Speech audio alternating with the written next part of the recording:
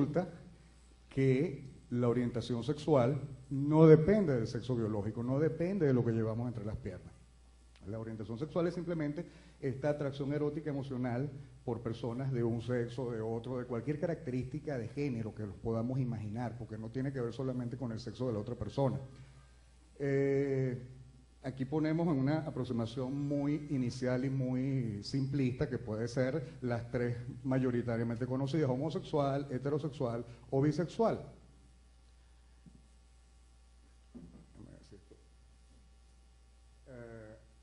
Estas son fotos de familia mía, o sea, porque tengo una familia normal, tengo amigas, tengo amigos, tengo gente que me quiere.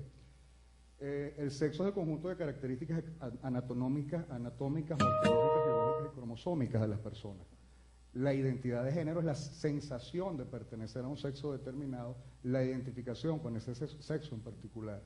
Y el género, que esto es, digamos, bien importante entenderlo desde una perspectiva sociológica, son las actitudes, capacidades, características y otros elementos que asociamos en forma diferenciada a uno u otro sexo. Lo que significa ser hombre o mujer en una sociedad determinada históricamente. Entonces, bueno, los hombres somos así, las mujeres son de esta manera. Yo en los N talleres que he dado, le pregunto a las personas que participan en mis talleres, bueno, díganme 5 características exclusivamente femeninas que no tengan que ver con los procesos reproductivos, que eso también está en cuestión hoy día, y 5 características exclusivamente masculinas que no compartan las mujeres. Y resulta que pasan toda la mañana y no son capaces de definir ninguna característica que sea exclusiva de un sexo. Esto da que pensar, ¿verdad?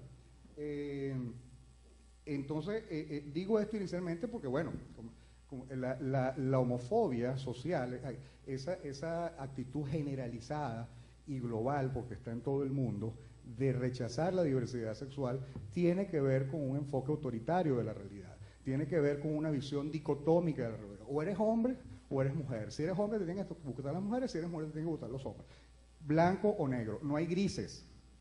Y eso, bueno, tiene también toda una explicación teórica a partir de la teoría de la personalidad autoritaria de Teodoro Adorno, que la formuló en 1948, si no recuerdo mal.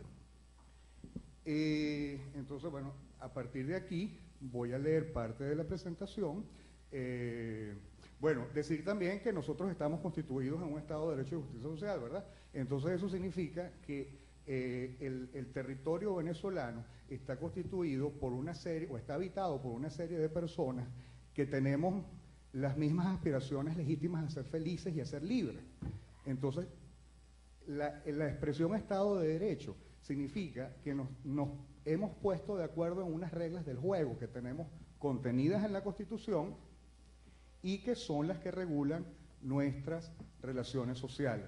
Y en este sentido, la ley es la voz del Estado para intervenir en ese juego de relaciones sociales y regular esas relaciones sociales, para no permitir que algunas personas se sientan con más derecho que otras y estas otras personas salgan perjudicadas por esa sensación de superioridad generalmente proveniente de la mayoría social.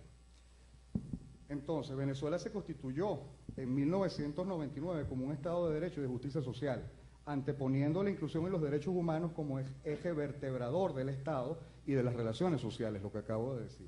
Por otra parte, el Estado venezolano en su actuación internacional ha reconocido reiteradamente los derechos de las personas lesbianas, trans, bisexuales y gays. Es decir, que aquí ya no hay debate, o sea, Venezuela reconoce los derechos de las personas LGBT como derechos humanos protegidos por el Estado y dignos de protección.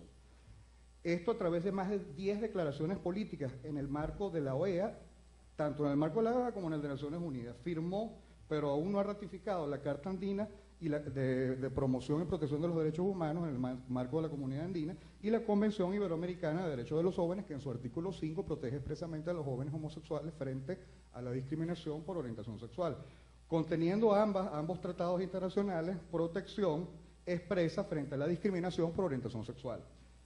En el ámbito nacional, la Sala Constitucional decidió en 2008 que la Constitución prohíbe toda discriminación individual por orientación sexual.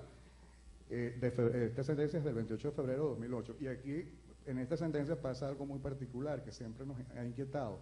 Reconoce como derechos fundamentales, es decir, como derechos obligantes, vinculantes para el Estado venezolano, solo los derechos de los individuos homosexuales. pero a la hora de un individuo homosexual querer formar familia, el derecho depende, ese derecho de formar familia que tengo yo con mi pareja de 17 años, depende de la voluntad política de la Asamblea Nacional.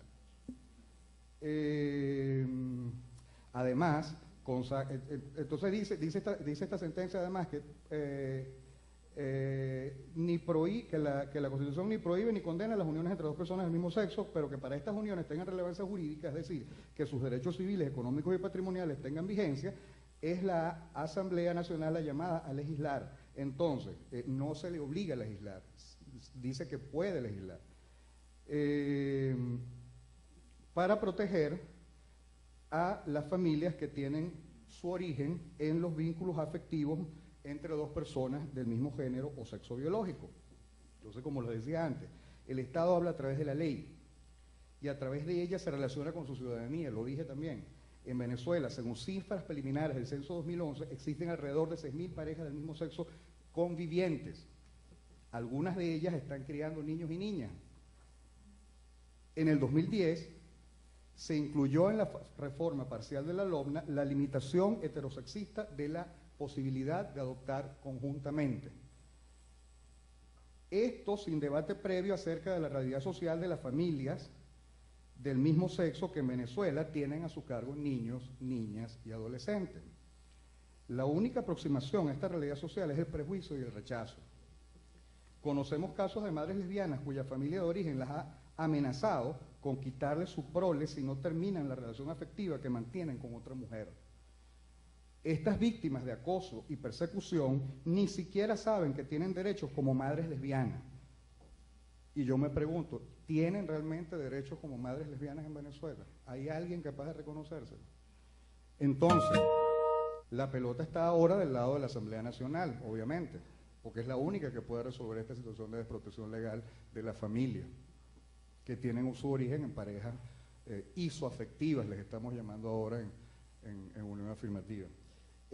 Iniciamos la discusión en la Asamblea Nacional de las normas que nos protejan efectivamente y que nos permitan una subsistencia más digna en nuestro país, o tendremos que seguir apelando al autoexilio para conseguir ese respeto a nuestra dignidad como personas. Ustedes no me lo están preguntando, pero el año pasado yo tuve que pagar de mi bolsillo más de 30.000 bolívares en atención médica porque en la empresa donde trabaja mi pareja actual le dijeron que solamente me iban a meter en su HCM si el Estado venezolano la obligaba a través de la ley. Entonces, como pueden no hacerlo, pues sencillamente no lo hacen, porque no hay norma jurídica en Venezuela que les obligue a meterme a mí en el HCM de mi pareja.